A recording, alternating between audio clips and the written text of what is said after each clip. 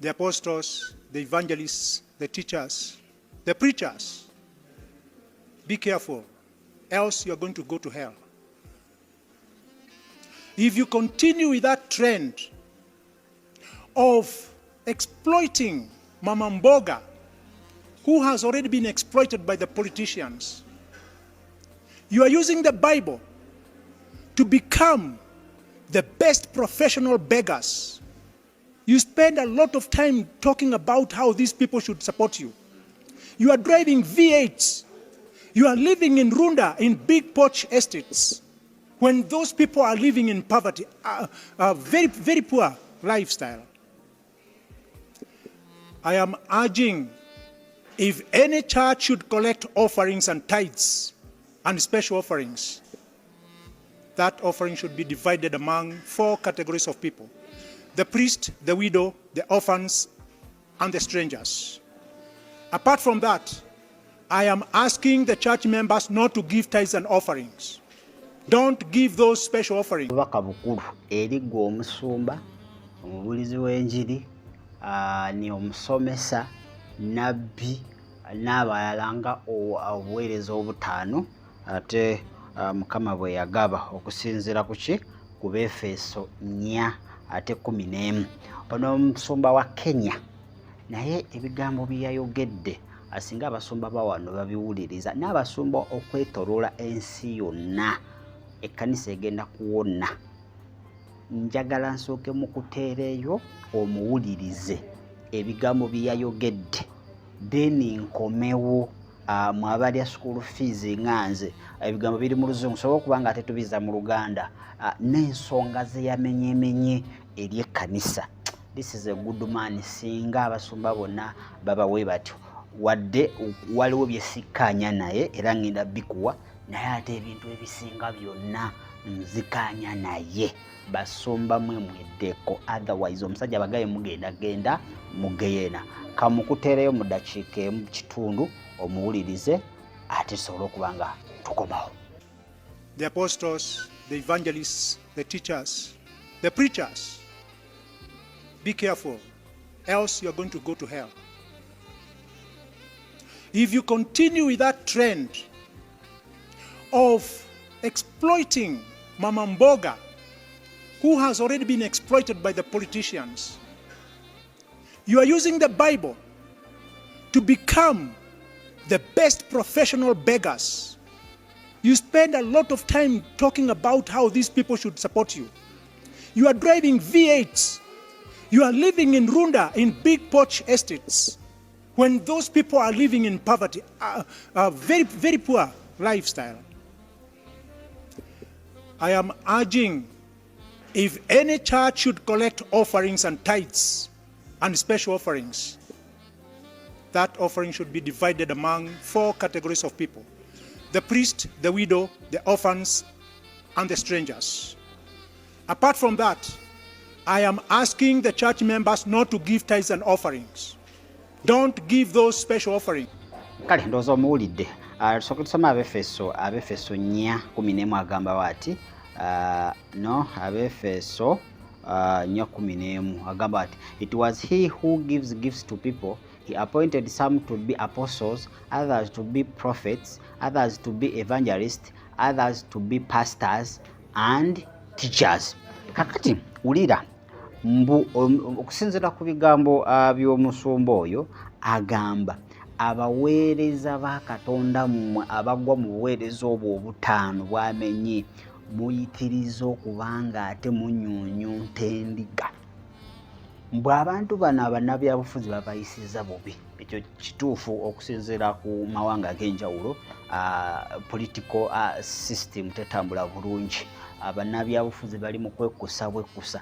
Naye abantu abo baagala bajje mu kanisa bafune obulamu obujja. Nammwe mwongera kubanyunyunta mulinga biku. Tewali kye babafunamu. Uliriza. Ayogedde n'agamba nti mukozeseza akatuuti okubanga mukafuulirako ekintu ky'okusabirako ssente ne Bayibuli. Mufuuse ba profession nti mufuuse abasabirizi abali ku mutendera gw'ensi yonna.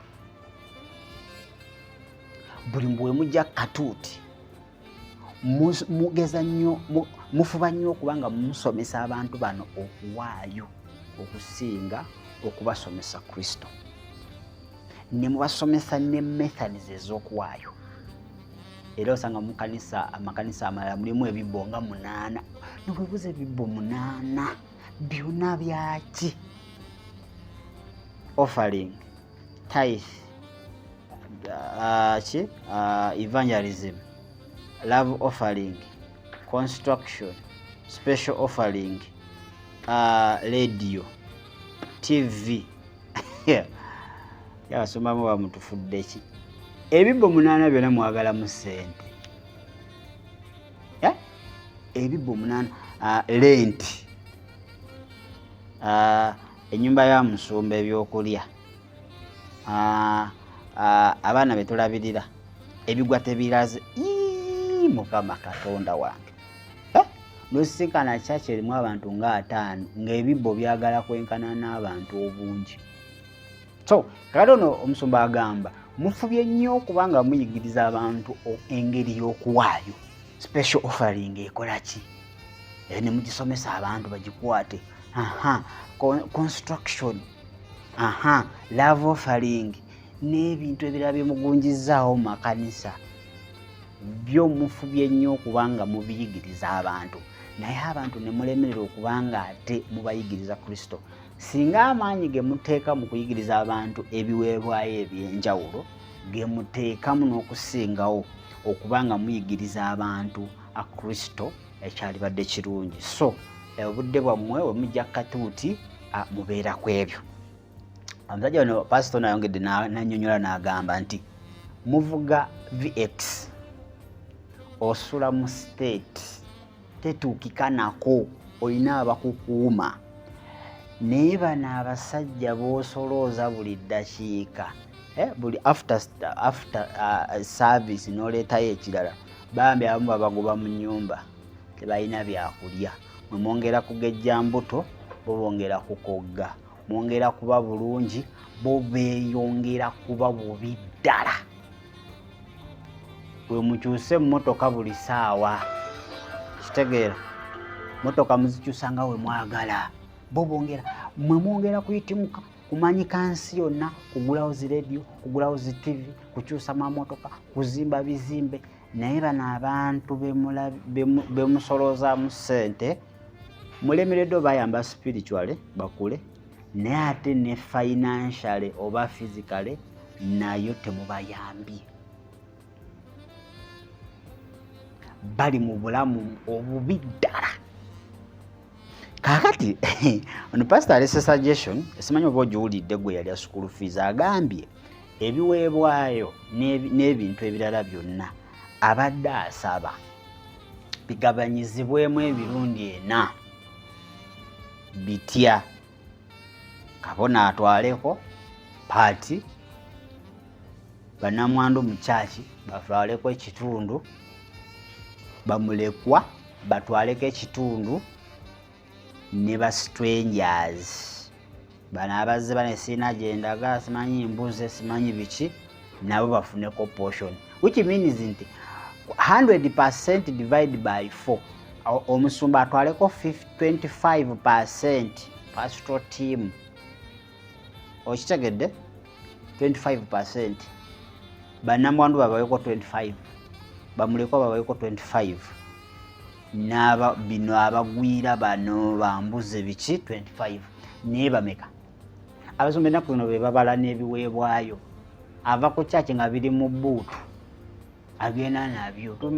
Tulina abasumba betumanyi nga bebalira ebiweebwayo ba asha baliwo nga kifaananyi okitegedde. Kati ogwo omululu banne gwe mutuuseeko omusajja bagaye banne we muteenenye mugenda kuzikirira mugenda gena Mugeyena Abasumba mmwe mugenda gena Mugeyena evangelist mmwe Abasomesa mmwe ne bannabbi buli nabbi buli wayimirira kulagula Mukama ngamba kiro Mukama ngamba kiro Mukama nnaku zino bannabbi balina n'amakanisa nabbi alina kubeera wansi wa musumba nosanga nabbi ng'alina ekkanisa naye nga talina musumba bibiri kale tekikirizibwa nabbi olina okuba ng'oli under pastor okitegedde nakuno tulina n'abapooso naye nga talina na musumba tewali wadde na kakyaki k'essubi ke yali atanze naye nga apooso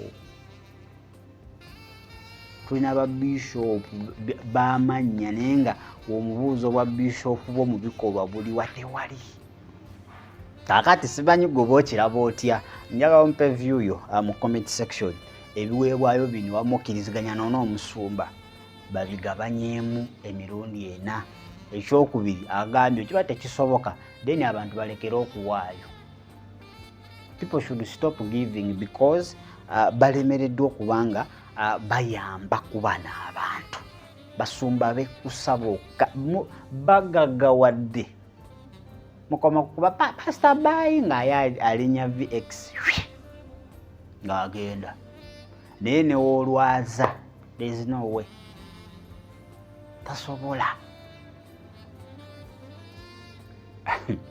kale yoyo omusumba afuutuse mu ggwanga lya Kenya is a good idea gy'alina simanyi bagolooza otya ate ku ebyo naye katusome wano ekyawandiikibwa tusome wano ekyawandiikibwa tetusobola kuvaawo bubi wano nga tetukoze eki tetusome ekyawandiikibwa tugenda kusoma Ezekeeri tusome Ezekeeri 3 mu meka Ezekeeri 3:4 Ezekeria 34 ndowooza gye tuba tukwatako wano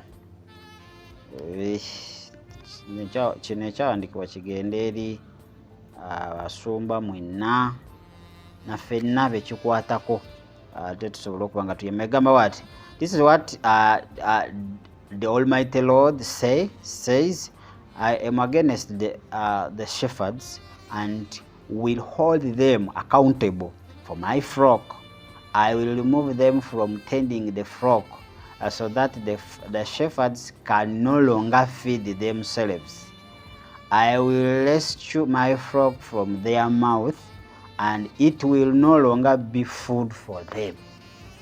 Mukama yagambye nti bano be yakwasa okulunda endiga baba bwate kye bazikola batuuse n'ekiseera okubanga bazeerira na bwerizi tebazifaako bali awo bazitunuulira butunuulizi oba emisege gizirya kakati ate bakamula baba bafudde endiga ekyokulya kino omusajja kyagambye nti bafudde abantu okubanga babasomesa kuwaayo omuntu n'aleeta types of kuwaayo ebibbo ne bisimba layini mu kyaki ekyo Mukama kyagezaako okubanga akola ki kyagezaako okubanga ate atunnyonnyola nti akaseera kagenda tuuka agenda bagoba ezo mu ofiisi zammwe ze mulimu ezo ze yabawa agenda kubanga ate abafuumulamu ate ezo endiga ze mutadde mu kamwa kammwe agenda kubanga ate azibajjamu so agega mawulire agenda kuleetedde okuva e Kenya manyi ffe tuyigga mu buli nsonda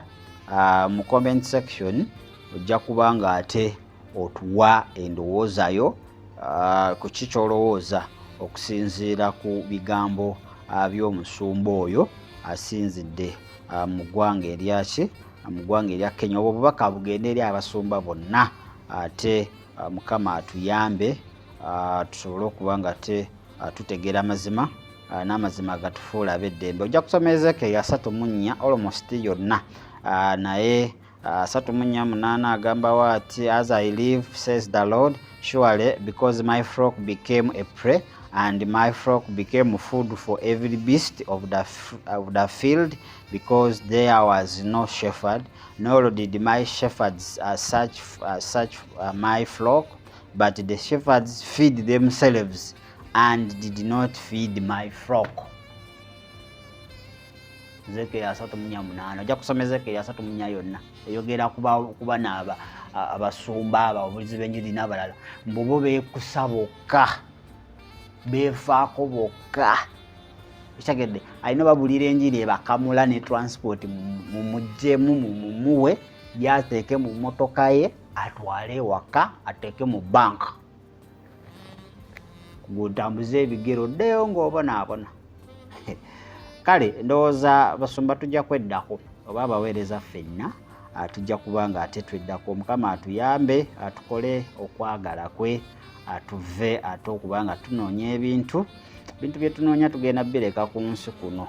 Kyekinnuma nti ofuba nnyo ofune by'oyagala naye ate okomekereza tomanyi nagwe obirekedde, tomanyi oba agenda bikozesa atya, naye ng'owadde wano ofuba kiro na misana. So Mukama atuyambe era tusobole okuba nga ate tukola okwagala kwe, tudde mu mazima, tudde ku kigambo kye, tuleme kubanga ate Bayibuli tuginyoola n'okubanga ate endiga ze yatukwasa tetuzifaako ne weziba ziri bubi. Abasumba boolaba oba olina ekizibu ne bamukubira essimu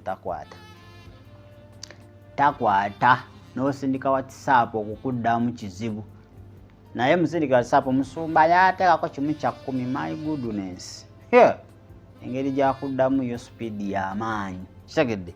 N'owaayo ekimu eky'okumi mu kanisa okumala omwaka n'ofuna ekizibu nga ne musumba tosaamu approachinga naye oba mwabaaki nga n'okutuukirira musumba kizibu naye nga you have been giving ng'owaayo. So tetugamba nti tuweeyo basumba batutegeere, nedda, atuwaayo ku lwa Mukama, naye ate abo abantu be atuteerawo basobola okuba nga ate bakola ki, batukulembera n'okutuliisa emmere ey'omwoyo tukule. Naye ate abantu tukonyeza bakonya, abantu bakona dda bali byabwe. Kasito ku Sande obajjamu ekiweebwayo kimu eky'ekkumi, love offering, special offering, construction, building, pastors electricity, pastors water. Mwenno babafuula ZTM. Kale siga kubanga nsooka wano ndowooza tusisinkana olunaku ate olw'enkya oba ekiro ky'olunaku olwaleero. Alinisa hotelo mu kibuga Jinja we tuli ffe twateeredde dda ebyokunywa n'ebyokulya weebiri, ate oba olina mbaga oba olina mukolo gwonna jangu wano ku Alinisa hotelo, ebintu bijja kuba nga ate bitambula bulungi. Sauna, steam bath, itaga kuba nga ogulirako omwagalwa wo kirabo kyonna, totawaana kuzunga eyo gye banaakubbirako ne ssente n'okuwa ebintu ebitatuukaganye na mutindo gwa nsi yonna. Jangu buzzi wano ebintu bijja kuba nga ate abitambula bulungi mu kibuga Jinja along Uganda Road. Alowooza otambulawo n'ebigere oba tomanyi ofuna booda, ate ani atamanyi alinisa mu kibuga Jinja. Bugangenda Jinja ku Alinisa hotel, ebintu byonna bijja kuba nga ate abitambula bulungi. Ebisulo byabwe oba olina famire oba oli singo oba oyagala ddabo, kugambye buli kyoyagala weekiri ayitirayo, ate ebintu bijja kuba nga ate bitambula bulungi. Bugala Jamil mbaddewo kuba nga ate